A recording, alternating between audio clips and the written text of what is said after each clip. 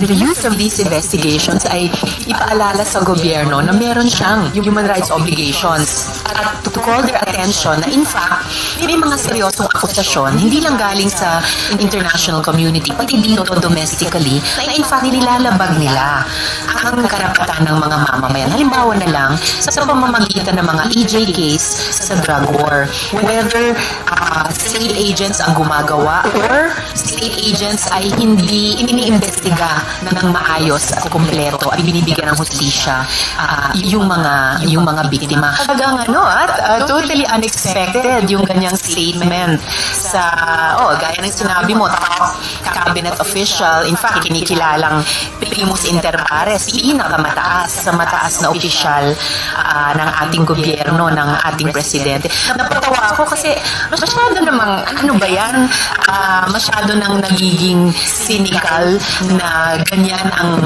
paraan ng politika kahit sa international level, sa United Nations na bibigayan ng bonus ba yan? I certainly expect more from the good foreign secretary. And lalo na dahil yung subject ng ganyang undeserved comment ay isang napaka-importanting proseso. Yung United Nations, of which we are still a member, ay talagang siya yung guardian na bawat isang members nation tulad natin ay sumusunod sa mga human rights conventions and sa pamamaraan ng parang peer pressure dahil ang lahat ng bansa ay dapat nagpapaalala sa isa't isa na dapat hindi tayo lumalabag sa karapatan, dapat binibigyan natin ng hustisya yung mga mamamayan natin. I think we should, and hopefully the Foreign Secretary can lead our country in showing more respect sa ganyang mga resolution galing man sa Iceland or sa ibang bansa and showing more respect for that process. Lalo na talagang napaka-challenging, napakahirap ng sitwasyon natin ngayon sa karapatang pantao. Kaya din ang sinabi ng Amnesty International. Sino ba nagdrama?